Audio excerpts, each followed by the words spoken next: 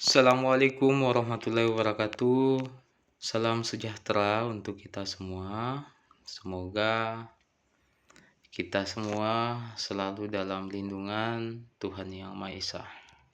Baik, pada kesempatan kali ini kita akan membahas tentang Pancasila sebagai ideologi bangsa dan negara, di mana kita ketahui bersama bahwa Pancasila merupakan pandangan hidup bangsa kita yang sudah ditetapkan di dalam aturan perundang-undangan bahwa negara kita memiliki paham Pancasila sebagai ideologi bangsa dan negara kita.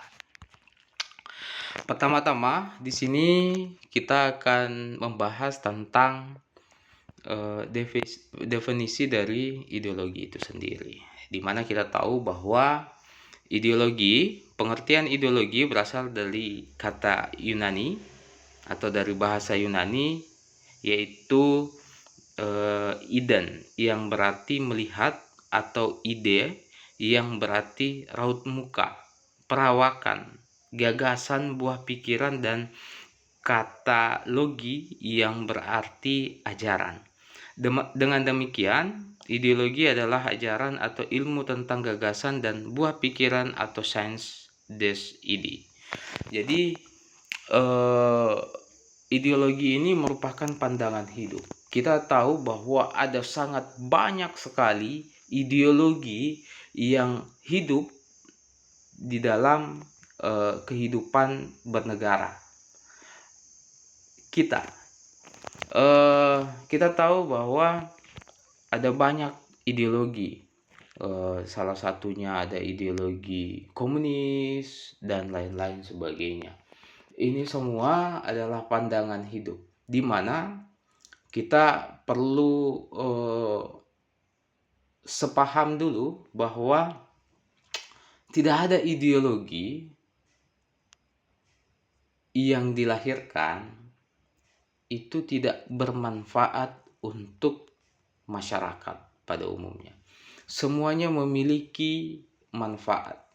Semuanya dalam artian bahwa ideologi yang dihasilkan tersebut itu merupakan hal-hal yang baik untuk masyarakat yang ada. Jadi perlu kita pahami bahwa tidak ada ideologi yang tidak baik. Semuanya baik. Pemahaman itu atau pandangan itu di masing-masing negara memiliki ideologi yang baik. Begitupun tidak terkecuali dengan Pancasila itu sendiri. Jadi itu dulu dasarnya yang pertama. Kita pahami bahwa semua ideologi itu baik. Baik itu ideologi komunis sekalipun yang menurut masyarakat kita itu tidak dapat diterima. Nah, di sini kenapa tidak dapat diterima? Karena ideologi itu terkait dengan kultur yang dimiliki oleh suatu bangsa. Nah, oleh sebab itulah paham komunis tersebut itu tidak dapat diterima oleh bangsa kita, oleh kultur yang dimiliki oleh bangsa kita. Ini adalah salah satu faktor sehingga ideologi tersebut dibutuhkan, di mana ideologi tersebut harus menyesuaikan dengan kultur bangsa setempat, atau masing-masing negara memiliki ideologi yang berbeda-beda sesuai dengan kultur bangsa masing-masing, sehingga ideologi tersebut atau paham tersebut itu dapat diterima di masing-masing negara. Dalam konteks kenegaraan kita, yang dapat mempersatukan atau yang dapat mengakomodir segala kultur yang ada di bangsa kita, yang diterima adalah ideologi yang kita sebut dengan ideologi Pancasila. Hal tersebut pun sudah dikuatkan di dalam aturan perundang-undangan kita bahwa ideologi bangsa kita adalah Pancasila.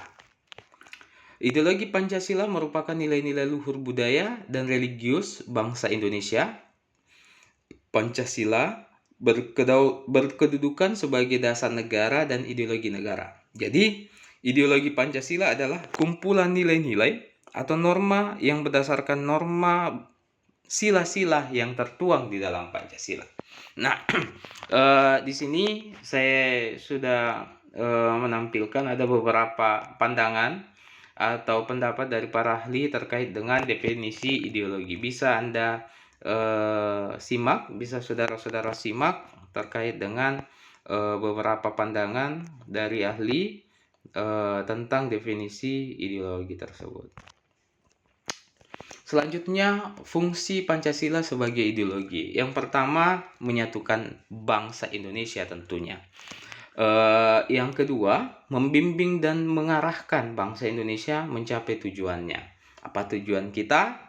Yaitu salah satunya mencerdaskan dan seterusnya yang sudah tertuang di dalam Undang-Undang Dasar 1945. Selanjutnya, memberikan kemauan untuk memelihara dan mengembangkan identitas bangsa. Identitas bangsa ini penting karena ini terkait dengan jati diri yang dimiliki oleh masing-masing bangsa itu. Selanjutnya, menerangi dan mengawasi keadaan serta kritis kepada adanya upaya untuk mewujudkan cita-cita yang terkandung di dalam Pancasila. Terakhir, sebagai pedoman bagi kehidupan bangsa Indonesia dalam upaya menjaga keutuhan negara dan memperbaiki kehidupan dari bangsa Indonesia. Sifat dari ideologi Pancasila ini ada dua sifat, yaitu bersifat objektif dan subjektif, di mana sifat objektif merupakan rumusan dari sila-sila Pancasila itu sendiri mempunyai makna yang terdalam. Ya, jadi Pancasila itu memiliki makna yang sangat dalam tertuang di dalam Pancasila tersebut. Bukan hanya dalam, tapi sangat luas kajiannya karena dapat mengakomodir segala perbedaan suku bangsa yang ada di Indonesia. Selanjutnya yang kedua, Pancasila tersimpan dalam pembukaan Undang-Undang Dasar 1945 sebagai pokok kaidah negara yang mendasar. Dan yang terakhir, inti dari nilai Pancasila akan terus ada sepanjang masa dalam kehidupan bangsa Indonesia, yang akan terus kita lestarikan, yang akan terus kita dukung, yang akan terus kita sosialisasikan kepada generasi-generasi penerus bangsa di masa yang akan datang. Jadi tadi terkait dengan sifat objektif, sekarang itu adalah sifat subjektif, di mana nilai-nilai Pancasila itu timbul dari bangsa Indonesia itu sendiri, dari kultur, dari suku budaya yang dimiliki oleh bangsa. Nilai-nilai Pancasila di dalamnya memuat nilai-nilai kerohanian. Nilai-nilai Pancasila merupakan pandangan hidup bangsa, dan nilai-nilai Pancasila di dalamnya merupakan nilai yang digali, tumbuh, dan berkembang dari budaya bangsa. Jadi ini adalah sifat subjektif dari Pancasila itu sendiri.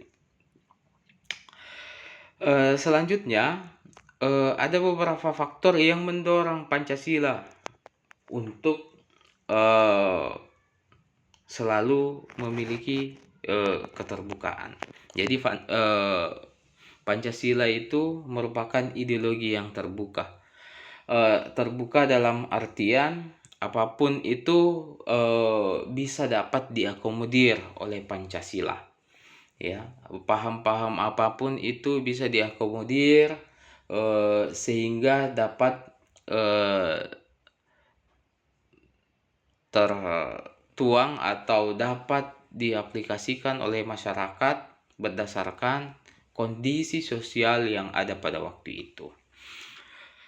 Faktor pendorongnya yang pertama, proses pembangunan nasional, yang dimana pembangunan tersebut itu terencana. Banyak yang mempersepsikan apalagi pada waktu tahun 90-an, 2000-an itu terkait dengan pembangunan masih banyak permasalahan-permasalahan yang kita hadapi, terutama dalam hal ini adalah Indonesia bagian timur. Tapi tentu saja hal tersebut tidak lain dan tidak bukan bagian daripada sebuah perencanaan, di mana pembangunan itu dilakukan berdasarkan skala prioritas yang dimiliki oleh kepemimpinan negara yang ada pada waktu itu, di mana ada pastinya ada kajian-kajian dari negara untuk melakukan pembangunan-pembangunan yang dilakukan pada sektor apapun. Yang saya ungkapkan tadi pada tahun 90-an ataupun 2000-an, wilayah Indonesia di bagian timur itu banyak mengalami istilahnya kecemburuan sosial dengan wilayah Indonesia yang ada di bagian barat terkait dengan pembangunan atau pemerataan pembangunan tersebut. Tapi untuk saat ini pelan-pelan, perlahan-lahan hal tersebut sudah mulai termarginalkan terkait dengan isu-isu pembangunan tersebut, karena saya pikir pada pemerintahan yang ada sekarang itu sudah melakukan pembangunan yang reformasi pembangunan yang sangat luar biasa, sehingga dampak daripada pembangunan tersebut kita bisa lihat pada hampir seluruh wilayah yang ada di Indonesia. Selanjutnya, runtuhnya ideologi tertutup seperti Marxisme dan seterusnya. Ini memang ada beberapa aliran. Jadi tadi di awal saya sudah menyampaikan bahwa semua ideologi atau pandangan hidup yang dimiliki itu masing-masing negara itu bagus. Tidak ada yang tidak bagus. Tapi ada batasan-batasan, ada kekurangan atau ada sisi negatif yang kemudian dianggap oleh suatu bangsa atau kultur daripada bangsa kita itu tidak dapat diterima atau tidak dapat hidup pada masyarakat kita, terutama yang ada di Indonesia. Sehingga kultur-kultur atau ideologi-ideologi yang seperti ini itu dianggap tidak dapat diterima atau tidak dapat diaplikasikan dalam sistem kenegaraan kita ya. Pengalaman sejarah politik terdahulu. Jadi pengalaman ini bisa kita jadikan sebagai acuan untuk bersikap atau mengambil langkah ke depannya. Karena kita tahu bahwa sejarah politik Indonesia dalam konteks dunia internasional itu sangat berpengaruh. Sampai dengan saat ini, negara Indonesia masih tetap menjadi negara yang disegani oleh dunia. Selanjutnya, tekad untuk menjadikan Pancasila sebagai satu-satunya asas dalam kehidupan masyarakat, berbangsa, dan bernegara. Selanjutnya, ada faktor penghambat dari ideologi Pancasila, di mana di dalam masyarakat kita juga muncul yang namanya paham-paham. Salah satunya yang disebut dengan paham individualistis dan paham golongan. Jadi paham-paham tersebut ini dapat kita temukan di dalam, kalau paham individualistis dapat kita temukan pada masyarakat perkotaan pada umumnya.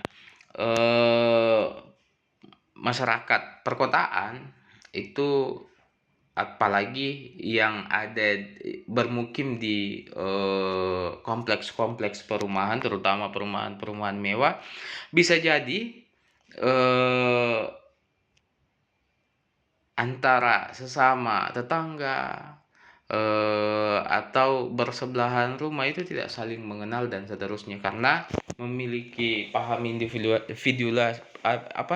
individualistik yang sangat tinggi. Jadi ini yang menjadi penghambat daripada Pancasila. Tapi ya dalam hal ini sekarang kita menghadapi pandemi COVID yang dimana kita diajarkan untuk mengikuti protokol kesehatan yang ada.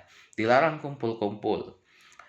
Dilarang kumpul-kumpul dalam artian bahwa tidak bisa jangan untuk mencegah penyebaran virus COVID-19 tersebut. Tapi yang perlu kita pahami bahwa kumpul-kumpul sebenarnya tidak masalah. Ini apa yang saya sampaikan ya. Jadi sebenarnya kumpul-kumpul itu tidak masalah, dengan catatan kita mematuhi protokol kesehatan yang ada. Tetap menggunakan masker, tetap menjaga jarak, dan seterusnya. Tapi ini perlu dipahami dengan baik oleh masyarakat pada umumnya. Jangan sampai juga dipersilahkan untuk kumpul-kumpul, terus kumpul-kumpulnya disalahartikan, malah menyebabkan penyebaran COVID itu semakin meluas dan semakin masif. Ini tentunya kemudian negara mengambil kebijakan untuk menahan, untuk melakukan pencegahan terkait dengan penyebaran virus tersebut.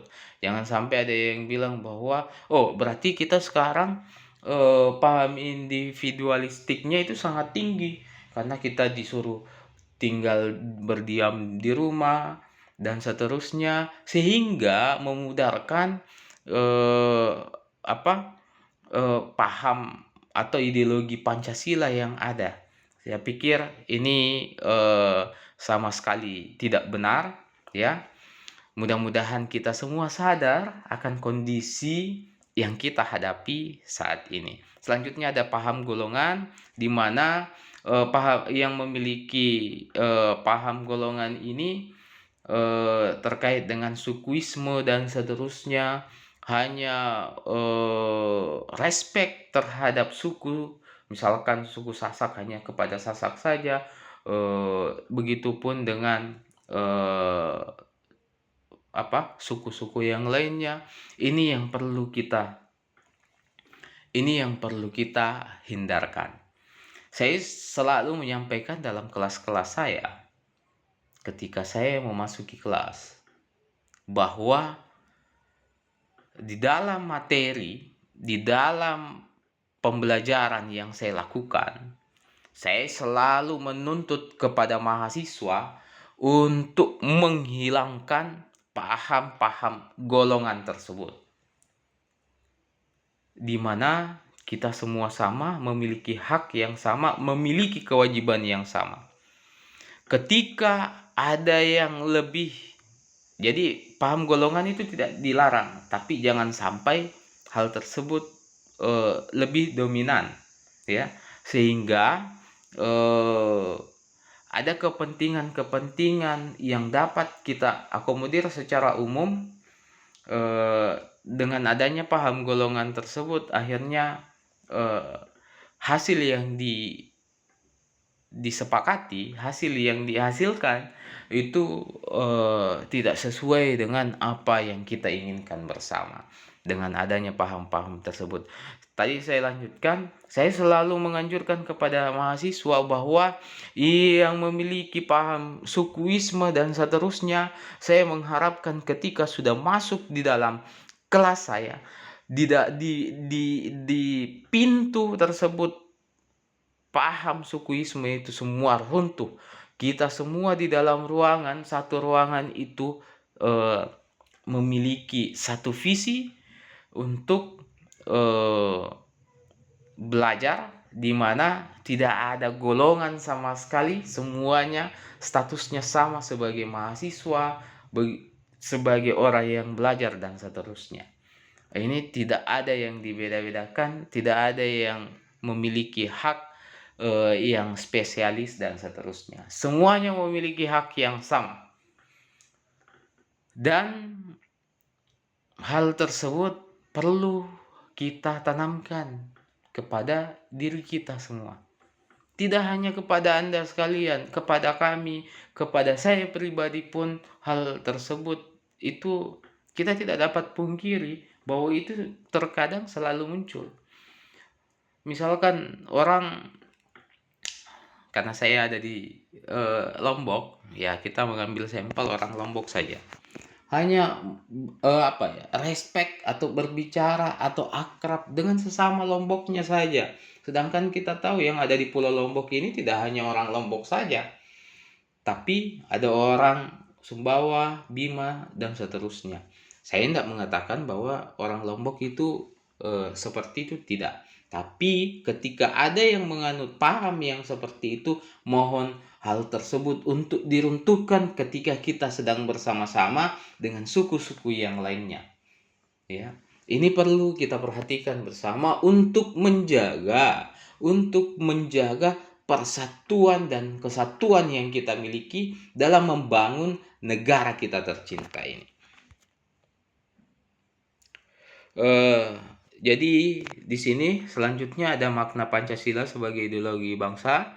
Secara umum, Pancasila merupakan ideologi negara, yaitu Pancasila sebagai dasar sistem kenegaraan untuk seluruh warga negara Indonesia yang berdasar pada cita-cita bangsa. Selain itu, Pancasila juga bermakna sebagai integratif negara, di mana kita bisa mencapai cita-cita bangsa untuk mempersatukan seluruh elemen yang ada di masyarakat kita.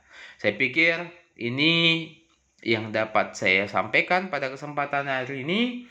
Terima kasih atas perhatian saudara-saudara sekalian. Mohon maaf ketika ada salah kata. Wabillahi taufiq wal hidayah. Wassalamualaikum warahmatullahi wabarakatuh. Salam sejahtera untuk kita semua.